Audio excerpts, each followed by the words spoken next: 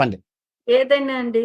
మీరు ప్రపంచ యాత్రికుడు అని పేరు పెట్టినందుకు మీరు తిరగాలి. మేము ఎళ్ళలేని ప్లేస్‌లన్నీ మీ కళ్ళతో మేము చూస్తున్నాం. మీరే చెయ్యాలది. చూపిస్తాను.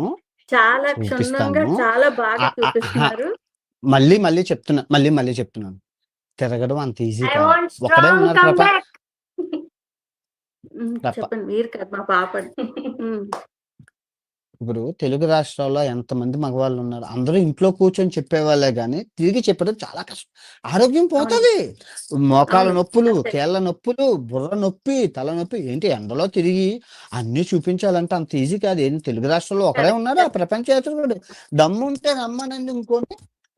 అనారోగ్యం కరెక్ట్. పాలైపోయి ఇంటికెళ్ళిపోతారు. వచ్చిన వాళ్ళందరూ అవునండి. వెళ్ళిపోయారు.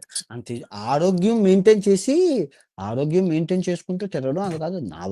నాకు కూడా అనారోగ్య సమస్యలొస్తాయి కదా!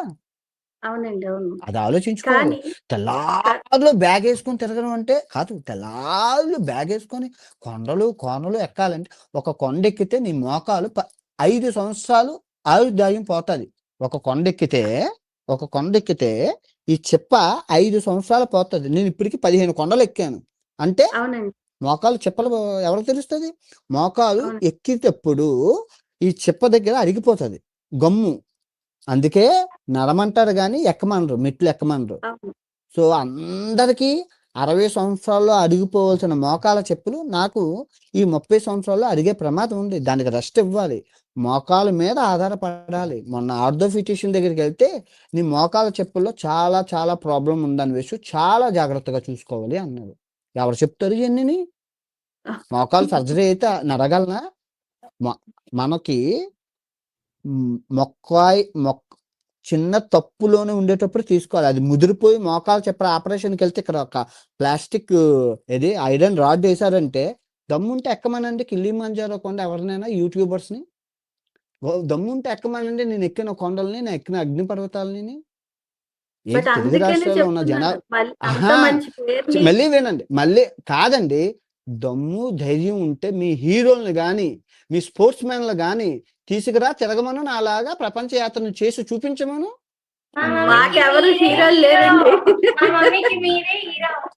మాకెవరు ఏ నిజ హీరోలు నిజ జీవితంలో తెర మీద తెర మీద హీరోయిజం వేరు. నిజ జీవితంలో హీరోయిజం వేరు. యెస్. నేను నిజ నేను ఒప్పుకుంటానండి. జీవితంలో హీరోని. మా అమ్మ నన్ను చిన్నప్పటి నుంచి నువ్వు హీరో, హీరో అని పెంచింది. నేను అలాగే బతుకుతున్నాను. ఇంత నెగటివిటీ ఉన్నా కాలు మీద కాలేసుకొని, మిగతం మీద మెలేసుకొని ఉన్నాను అంటే నా ధైర్య సాహసాల గురించి చరిత్ర చెప్పుకోవాలి. ప్రపంచ యాత్రికుడు నా అన్వేషణ. అది. అవునండి. సో, అరిచే కుక్క కరవదు, కరిచే కుక్క అరవదు. నాకు బట్ అలా ట్రావెలింగ్ లైట్ అనేది చెయ్యాలి. తీసుకోవద్దండి. అలా లైట్ తీసుకోకండి. ఎందుకంటే సిట్యుయేషన్స్ క్యాస్ వేరేగా ఉన్నాయి ఇప్పుడు ఇక్కడ. ఏమండి మీరు చూస్తున్నారు గాబట్టి ఆ సిట్యుయేషన్స్ మీకు బాధ కలిగిస్తున్నాయి. నేను చూడట్లేదుగా. చాలా, చాలా, చాలా బాధ కలిగిస్తున్నాయి. ఇప్పుడు అంటే మా మీకు ఇంట్లో వాళ్ళకి అహా! అయ్యేటట్టు ఇప్పుడు ఒక విషయం చెప్తా. ఇప్పుడు మీకంటే నేనిష్టం. కాబట్టి ఇక్కడేం జరిగింది, అక్కడేం జరిగింది, ఇంకెక్కడెక్కడో జరిగినవన్నీ చూసుకుంటూ నేను మనసు బాధపడుతున్నా. మా అమ్మ ఉంది. మా అమ్మకేమీ తెలీదు. మా నాన్న, మా అమ్మ హ్యాపీగా ఉన్నారు. నా తల్లిదండ్రులు బాగానే ఉన్నారు. నేను బాగానే ఉన్నాను. నా తమ్ముడు బాగానే ఉన్నారు. అటు ఇటు తిరిగి నా అభిమానులు మనస్పర్ధలు పెంచి బీపీలు, షుగర్‌లు పెంచేసుకొని బాధపడుతున్నారు. నేను పొద్దున బిర్యానీ తిన్నాను. నిన్న గుడ్లు కూర తిన్నాను. అటు మొన్న చేపల కూర తిన్నాను. నేను కూరలు తినుకుంటూ నేను ఆనందంగా ఉన్నానంటే, లేదు మేము బాధపడుతున్నామంటే నా తప్పు నాదా? మీదా? అభిమానించే వాళ్ళు బాధపడరంటే మరి బాధపడతారు కదా! అయ్యో! మా అయితే గురించి ఇంత బాగా అయితే చేసినోళ్ళు అయితే అయితే ఆగు. అయితే మీరు బాధపడుతున్నారు మీకోసం నా బాధలు విన్నాను.